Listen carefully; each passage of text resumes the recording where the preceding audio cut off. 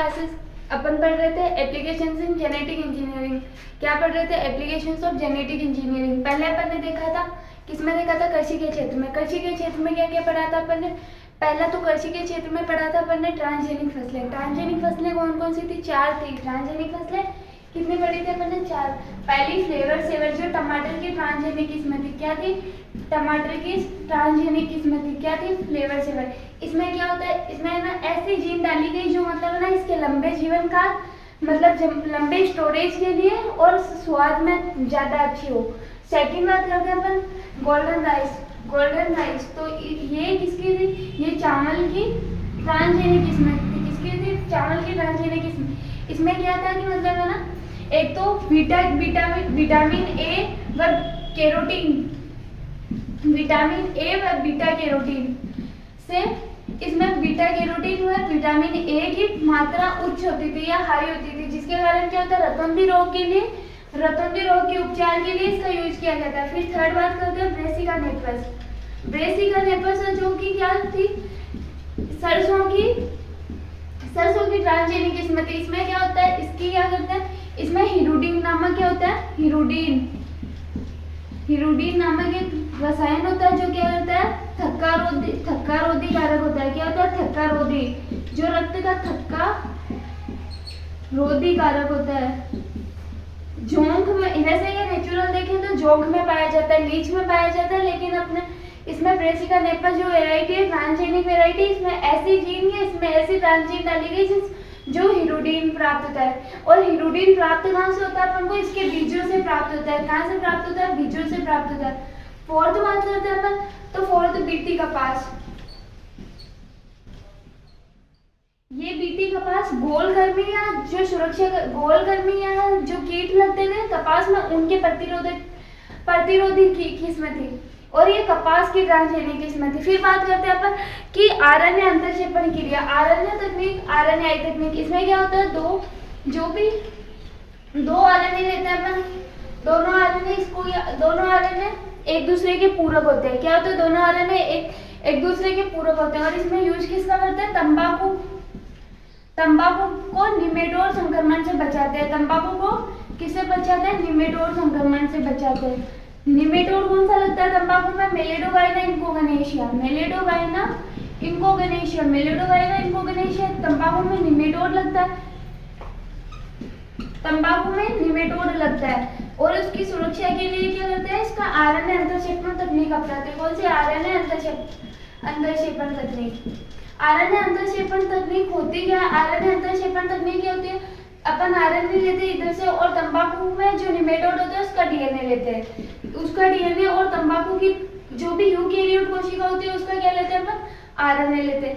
RNA क्या होता है? ये डबल स्ट्रिप्स होते हैं दोनों, तो फिर इसे सिंगल स्ट्रैंडेड करते हैं। दोनों एक दूसरे के पूरक होते हैं। फिर ये डीएनए से क्या बनता है? एमआरएनए बनता है। एमआरएनए बनता है तो ये वाला जाके इधर जुड़ जाता है। सेंस में एंटीसेंस आरएनए 2 बनता है। सेंस में एंटीसेंस, दोनों आरएनए एक दूसरे के पूरक होते हैं, तो ये जाके एमआरएनए पे रुक जाते हैं। एमआरएनए क्या करता है? फिर एमआरएनए से जुड़ने के बाद ये इसकी क्रियाविधि को रोक देता है। क्रियाविधि को रोकने के बाद ये जो होता है वो निमेटोड जो आगे वृद्धि नहीं कर पाएगा, अपनी ग्रोथ नहीं कर पाएगा, तो क्या होता है? आगे उसकी प्रोटीन निर्माण नहीं हो पाएगी, तो वो खाना नहीं बना पाता। फिर बात करते हैं अपन ने क्या देखा था? आरएनए जीन का स्रोत क्या होता है? आरएनए जीन क्या होते हैं? कोई भी मतलब अपन एक कोशिका लेते हैं, परपोषी कोशिका लेते हैं, उसमें से उसको निकालते हैं। थर्ड अपन ने क्या पढ़ा था? चिकित्सा में अनुप्रयोग। चिकित्सा में पहला अनुप्रयोग अपन ने पढ़ा था इंसुलिन। इंसुलिन किससे प्राप्त किया था? सबसे पहले तो गाय। सबसे पहले इंसुलिन का निर्माण कहाँ से किया? किससे निकाला गया था? निकाला किसने था? पृथक्करण में किसने निकाला था? बेटिंग व बेस्ट। 2 वैज्ञानिक थे, बेटिंग व बेस्ट। ये 2 वैज्ञानिक है, इन्होंने मतलब इंसुलिन को क्या किया था? अलग किया था या पृथक्करण किया था? अलग किया था या पृथक्करण किया था? फिर इंसुलिन होता है जो पहला कृत्रिम हार्मोन था। क्या? पहला कृत्रिम हार्मोन था। पहला कृत्रिम हार्मोन कौन सा? वर्ल्ड का इंसुलिन, जो किसके द्वारा बनाया गया था? जेनेटिक इंजीनियरिंग के द्वारा। अब बात करते हैं इंसुलिन। इंसुलिन पहले किससे अलग किया था? गाय व सुअर के अग्नाशय से। लेकिन इससे क्या हुआ? एलर्जी रोग उत्पन्न हुआ, तो बाद में अपन ने निकाला किससे था? अपन ने निकाला था डॉग के अग्नाशय से। किससे निकाला था? डॉग के अग्नाशय से।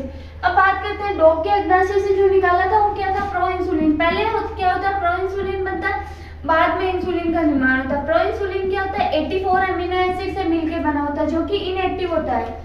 84 अमीनो एसिड से मिलकर बना होता है और क्या होता है? इनएक्टिव होता है। इनएक्टिव होता है। उसके बाद ये प्रो इंसुलिन है जो इंसुलिन में बदलता है। किस में बदलता है? इंसुलिन में बदलता है। ये भी होता है 84 का, ये 84 अमीनो एसिड। ये पर इसमें दो पॉलीपेप्टाइड श्रृंखलाएं होती है, ए व बी, जो आपस में जुड़ी हुई होती है। किसके द्वारा? डाइसल्फाइड बॉन्ड द्वारा। किसके द्वारा जुड़ी हुई रहती है? डाइसल्फाइड बॉन्ड द्वारा जुड़ी हुई रहती है। और सी होती है वो लिंकर का काम करती है, सी। तो इस प्रकार ये जो प्रो इंसुलिन होता है वो एक्टिव होने के बाद इंसुलिन कहलाता है। क्या कहलाता है? प्रो इंसुलिन इंसुलिन में एक्टिव होने के बाद इंसुलिन कहलाता है। सबसे पहले किसने बनाया था? एक अमेरिकन कंपनी है, एली लिली कंपनी। 1863 में उसने बनाया था, पर उसने इंसुलिन को नाम क्या दिया था? ह्यूमिलिन। जो भी एली लिली अमेरिकन कंपनी है, एली लिली 1863 में बनाया था। उसने किसमें बनाया था? 1863। उसने इंसुलिन नाम ना देकर उसे क्या दिया था? ह्यूमिलिन नाम दिया था। सेकंड बात करते हैं जीन चिकित्सा। जीन चिकित्सा के बारे में क्या पढ़ा था अपन ने? जीन चिकित्सा के बारे में जीनों को फेरबदल करके ट्रांसफर करना क्या होता है? जीन चिकित्सा के अंदर आता है। ये उन मतलब जो भी स्थायी रोग होते हैं उनके लिए काम में लिया जाता है। सबसे पहले इस रोग का जीन चिकित्सा का यूज कब किया गया था? एक 4 साल की बच्ची में SCID रोग हो गया था। एक 4 ईयर गर्ल, उसमें कौन सा रोग हो गया था? SCID रोग। SCID की फुल फॉर्म होती है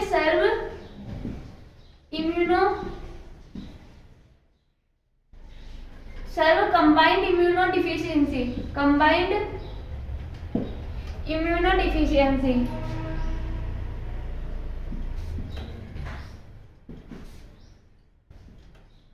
इसमें इस रोग में होता क्या है? इस रोग में क्या होता है? जो भी रोगी होता है उसमें लिम्फोसाइट्स होती है, वो एक्टिव नहीं हो पाती। क्या होती है? जो भी होता है वो जो भी रोगी होता है उसकी लिम्फोसाइट होती है वो एक्टिव नहीं हो पाती। और लिम्फोसाइट एक्टिव कब होती है? लिम्फोसाइट एक्टिव जब होती है जब उसमें एक एडिनोसिन डायमिनेज एंजाइम बनता है, एडीए जीन। एडीए जीन होती है जबकि इस रोग से जो रोगी ग्रसित होगा रोगी, उसमें क्या होती है? एडी जीन नहीं होती। और एडीए जीन क्या करती है? एडिनोसिन डायमिनेज जो हार्मोन या ग्रंथि होती है उसका निर्माण करती है। एडिनोसिन डायमिनेज एंजाइम का निर्माण करती है, जो कि क्या कार्य करता है? लिम्फोसाइट्स को सक्रियण का कार्य करता है। लिम्फोसाइट अगर ये जो रोगी है उसमें क्या होता है? एडीए जीन नहीं बनेगी। एडीए जीन नहीं बनेगी तो एडिनोसिन डायमिनेज एंजाइम नहीं बनेगा। एडिनोसिन डायमिनेज नहीं बनेगा तो लिम्फोसाइट होती है वो एक्टिव नहीं होगी, और एक्टिव नहीं होगी तो अपनी इम्यूनिटी, इस रोगी का इम्यूनिटी सिस्टम बहुत वीक होगा। इम्यूनिटी सिस्टम वीक होगा तो क्या होता है? इम्यूनिटी सिस्टम वीक होगा तो कोई भी रोग होगा उसके जल्दी से उसकी चपेट में आ जाएगा। तो वो किसी भी इसमें क्या करता है? इसके उपचार के लिए पहले क्या करते थे? अस्थि मज्जा प्रत्यारोपण और एंजाइम प्रतिस्थापन। अस्थि मज्जा प्रत्यारोपण और एंजाइम प्रतिस्थापन दोनों एक क्या है? एक थेरेपी है। दोनों ही एंजाइम प्रतिस्थापन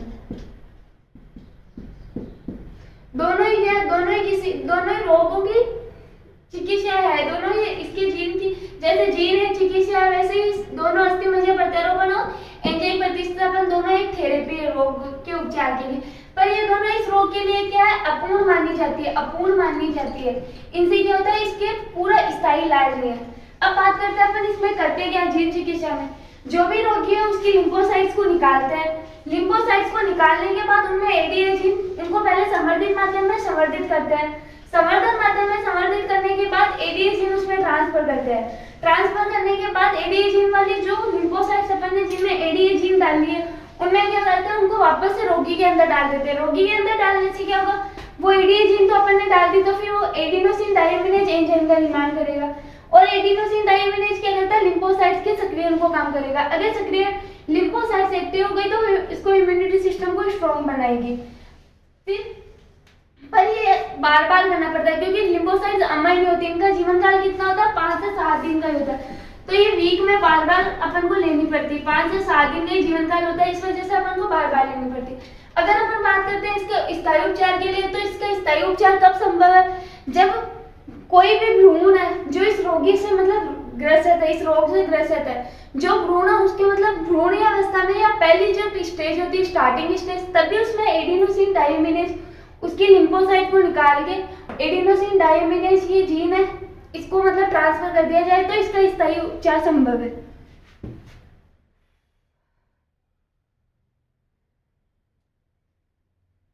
थर्ड बात करते हैं अपन आणविक निदान, मॉलिक्यूलर डायग्नोसिस। तो मॉलिक्यूलर डायग्नोसिस का मतलब क्या होता है, आणविक निदान। कोई भी रोग होने का मतलब अपन को पहले उसकी पहचान करना आवश्यक होता है। किसी भी रोग की पहचान करना क्या होता है, आणविक निदान कहलाता है।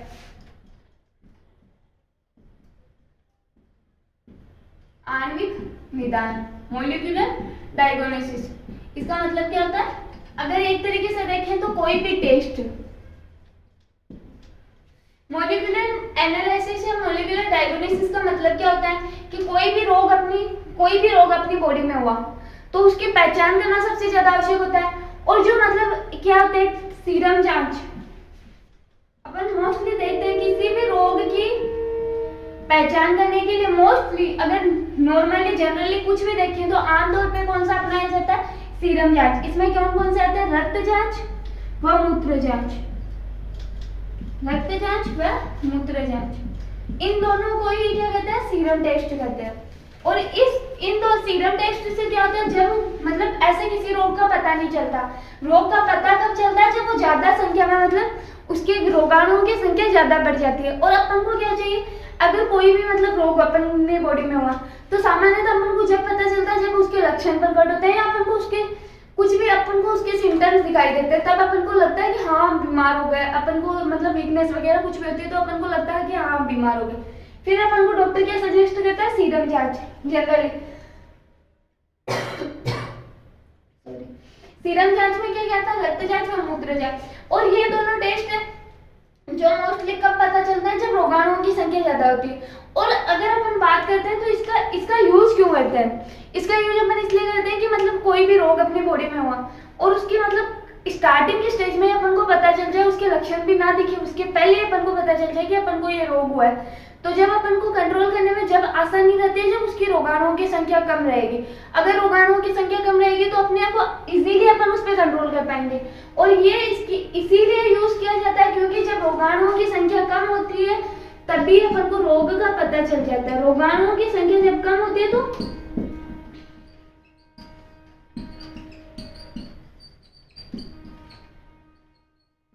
रोगाणुओं की संख्या कम होती है तब अपन को पता चल जाता है कि किसी भी रोग का अपन को पता चल गया कि जब उसके रोगाणुओं की संख्या कम होगी तो अपन को उनके कंट्रोल करने पे भी आसानी रहती है। जैसे इसका एग्जांपल देखिए पीसीआर पॉलीमराइजिंग चेन। अब इसकी बात करें, इस पीसीआर किसके लिए, उत्परिवर्तित जीन जिसको अपन कैंसर की पहचान के लिए पीसीआर तकनीक अपनाई जाती है। किसके लिए, उत्परिवर्तित जीन या कैंसर होता है क्या, उत्परिवर्तित जीनों में ही उत्परिवर्तित जीनों को ही क्या कहते हैं, कैंसर कहते हैं। फिर आता है रोगाणुओं के आनुवांशिक पदार्थ का पहचान, रोगाणुओं के आनुवांशिक पदार्थ की पहचान। फिर सेकंड बात करें एलाइसा, ये किस पे काम करती है, एंटीजन एंटीबॉडी अभिक्रिया पे काम करती है। एंटीजन एंटीबॉडी अभिक्रिया पे काम करती है, एंटीबॉडी अभिक्रिया। और इसको दिया किसने था, लैंड स्टीनर ने। क्या दिया था, लैंड स्टीनर, वैज्ञानिक का नाम है लैंड स्टीनर। उसने इसको एंटीजन एंटीबॉडी अभिक्रिया पर आधारित बताया, जिसे अपन क्या कहते हैं, समूहीकरण। क्या कहते हैं, समूहीकरण। और इसको दिया किसने था, लैंड स्टीनर। और इस पे जो ये लैंड स्टीनर है उसको क्या मिला था, नोबेल पुरस्कार, नोबेल पुरस्कार।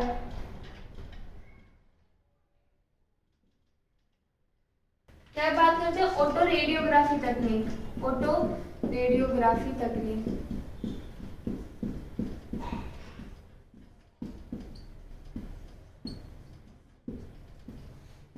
इसमें क्या करते हैं, इसमें अपन क्या लेते हैं, नाइट्रोजन युक्त क्षारक लेते हैं, नाइट्रोजन युक्त क्षारक।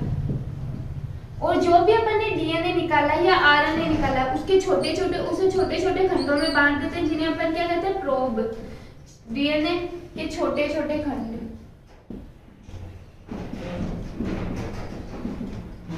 और इस तकनीक को अपनाया क्यों जाता है, क्योंकि अपन को ये पता चलता है ये उत्परिवर्तित, इसमें मतलब जो डीएनए जिस जीव का डीएनए लिया उसमें उत्परिवर्तित जीन है या नहीं, उत्परिवर्तित जीन की पहचान हेतु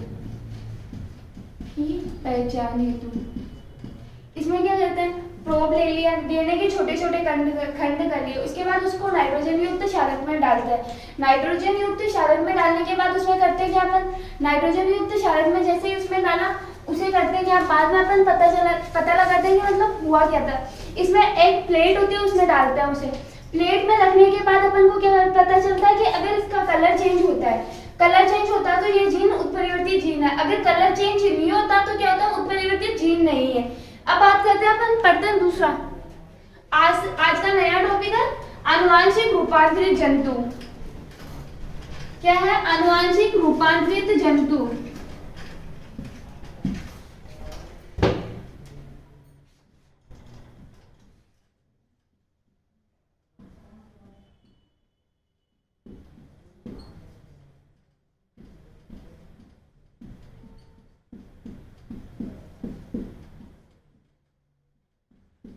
बात करते हैं आनुवांशिक रूपांतरित जंतु। आनुवांशिक रूपांतरित जंतु क्या होते हैं, ऐसे जंतु जिनके आनुवांशिक पदार्थ को बदला जाता है, ऐसे जंतु जिनके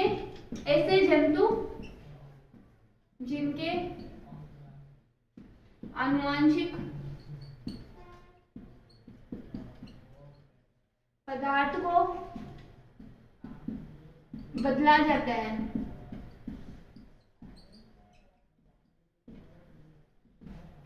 ट्रांसजेनिक जंतु कहलाते हैं। क्या कहलाते हैं, ट्रांसजेनिक जंतु। जैसे अपन ने पढ़ा था ट्रांसजेनिक फसलें, उनके क्या होता था, आनुवांशिक, उनके भी क्या होता है, आनुवांशिक पदार्थ को बदला जाता है, और इसमें क्या होता है, जंतुओं के आनुवांशिक पदार्थ को बदलना मतलब ट्रांसजेनिक जंतु कहलाता है। क्या कहलाता है, ट्रांसजेनिक जंतु कहलाता है।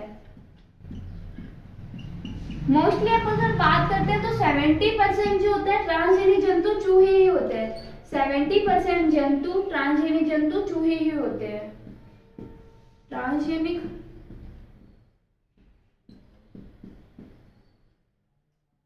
जंतु चूहे ही होते हैं।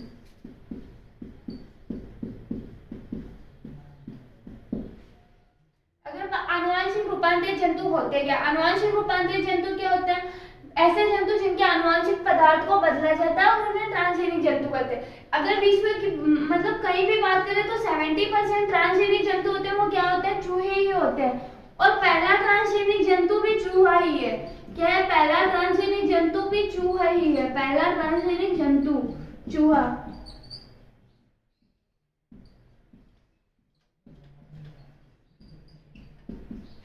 और मतलब मोस्टली अगर बात करें ट्रांसजेनिक जंतुओं में, तो ट्रांसजेनिक जंतुओं में होता है क्या, 70% चूहे ही होते हैं। फिर बात करते हैं इनके लाभ क्या है। जीन की क्रियाविधि एवं विकास के अध्ययन के लिए, अगर कोई भी जीन की अपन बात करते हैं जो चूहे में ट्रांसफर करके देखते हैं, उसकी क्रियाविधि जो भी मैकेनिज्म होती है, उसके साइड इफेक्ट जो भी वो अपनी रिएक्शन करता है, उसकी जांच करने के लिए अपन क्या करते हैं, ट्रांसजेनिक जंतुओं का यूज करते हैं। और किसी जैसे इंसुलिन के विकास के लिए किया था। लाभ क्या है, जीन की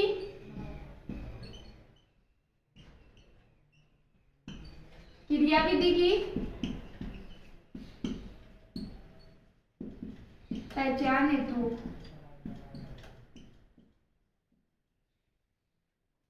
एग्जाम्पल इंसुलिन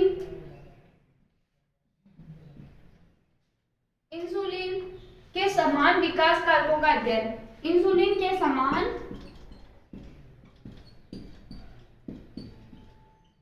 विकास कारकों का अध्ययन।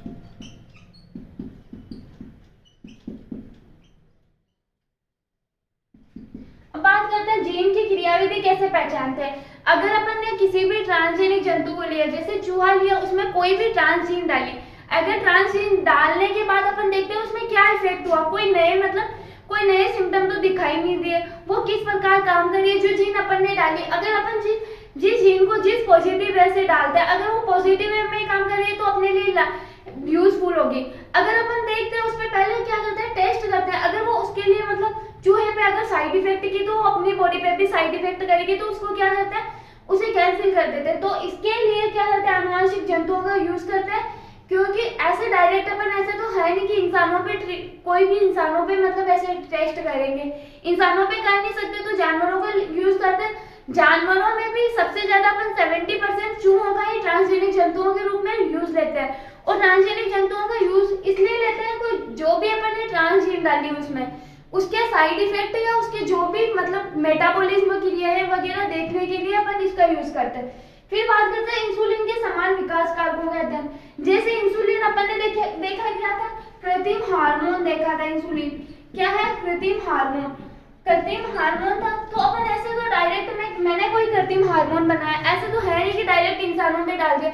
अगर उससे इंसान को कोई भी मतलब नेगेटिव हो गया, कुछ भी मतलब कोई भी बीमारी हो गई, तो वो तो ब्लेम ऐसे करेंगे, ऐसा होता नहीं है। तो इससे इंसुलिन का मतलब जो भी समान कारक, कोई भी इंसुलिन का था एक कृत्रिम हार्मोन था, उसके जैसे अगर दूसरे कृत्रिम हार्मोन बनाते हैं तो उसका कारकों का अध्ययन करते हैं।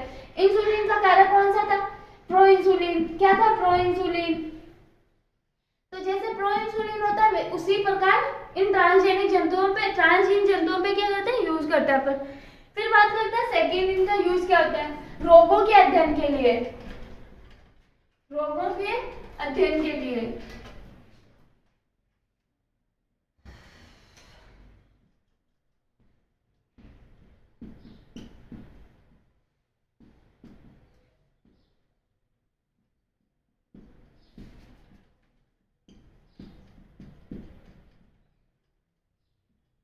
रोगों का अध्ययन के मतलब क्या होता है, जो भी मतलब बहुत सारे ट्रांसजेनिक जंतु ऐसे होते हैं जिनका यूज अपन क्या करते हैं, रोगों के अध्ययन के लिए। रोगों के कोई भी डिजीज है उसके अंदर ऐसी वो डिजीज उत्पन्न करने वाली जीन डालेंगे ट्रांसजेनिक जीवों में। जीन वो क्या होती है, कोई भी डिजीज है उसमें उत्पन्न कर देगी वो जीन, जिसका कारक, जिस रोग का कारक जो जीन होती है उसको उसमें डाल दिया। फिर अपन क्या करते हैं, उसमें रोग, उस रोग में जो भी सिम्टम होते हैं वो देखेंगे।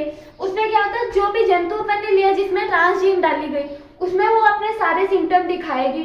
तो अपन उसके लिए क्या करते हैं, रोगों के अध्ययन के लिए इसका यूज करते हैं। थर्ड बात करते हैं जैसे कौन कौन से रोग, कैंसर, रूमेटोइड,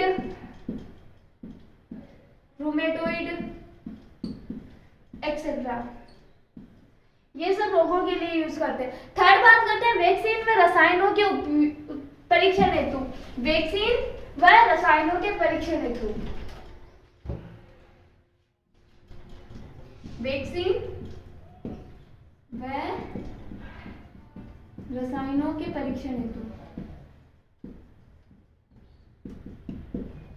अगर बात करें वैक्सीन, जैसे फिलहाल अभी बात करते हैं तो कोरोना आया था, तो कोरोना पे जो वैक्सीन बनाई थी, ऐसे तो है नहीं कि जो वैक्सीन बनाए डायरेक्ट सक्सेसफुल, उन्हें कितनी अनसक्सेसफुल हाथ लगती है।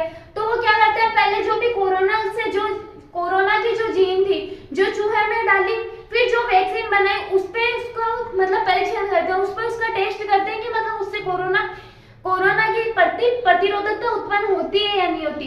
अगर नहीं होती तो अपन क्या करेंगे, वो अनसक्सेसफुल है। अगर हो गई तो क्या करते हैं, सक्सेसफुल है। तो पहले वैक्सीन का निर्माण करने के बाद क्या करते हैं, बहुत सारे ट्रांसजेनिक जंतुओं पे मतलब यूज किया जाता है, उसका डायरेक्ट ऐसे नहीं है कि इंसानों पे यूज किया जाता है। कोई भी रसायन होता है ठीक उसी प्रकार उसका भी अपन क्या करते हैं, पहले ट्रांसजेनिक या रूपांतरित जंतुओं पर उसका क्या करते हैं, टेस्ट करके देखते हैं, बाद में वो मानव उपयोग के लिए लाई जाती है। जैविक उत्पादों के निर्माण में बात करते हैं,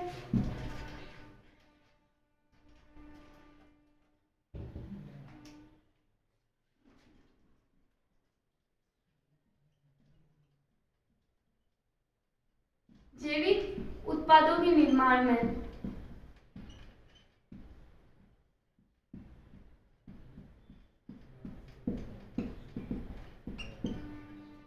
अगर बात करें जैविक उत्पादों के निर्माण में, जैसे पहला है alpha lacto albumin, alpha lacto albumin. Alpha lacto albumin क्या है, ट्रांसजेनिक गाय, किससे प्राप्त होता है, पहली बात तो ये गाय के दूध से, और ऐसे नॉर्मली किसी भी गाय के दूध से प्राप्त नहीं होता। ट्रांसजेनिक गाय जिसका नाम क्या था, रोजी, ट्रांसजेनिक गाय जिसका नाम क्या था, रोजी, उसके दूध में पाया जाता है। क्या पाया जाता है? उसके दूध में पाया जाता है। दूध, उसके दूध में पाया जाता है। और कितना होता है दूध में? 2.4 ग्राम प्रति लीटर होता है। कितना होता है? 2.4 ग्राम प्रति लीटर। और ऐसे किसी गाय, हर कोई जनरली, हर कोई नॉर्मल गाय में नहीं पाया जाता। उसमें किसमें पाया जाता है? ट्रांसजेनिक गाय में, रोजी में पाया जाता है, जिसके कितना दूध में कितना होता है प्रति लीटर? 2.4 ग्राम प्रति लीटर। अब इसका यूज क्या करता है? तो नवजात शिशु के लिए उच्च पोषक है। नवजात शिशु के लिए उच्च पोषक है। शिशु के लिए उच्च पोषक है।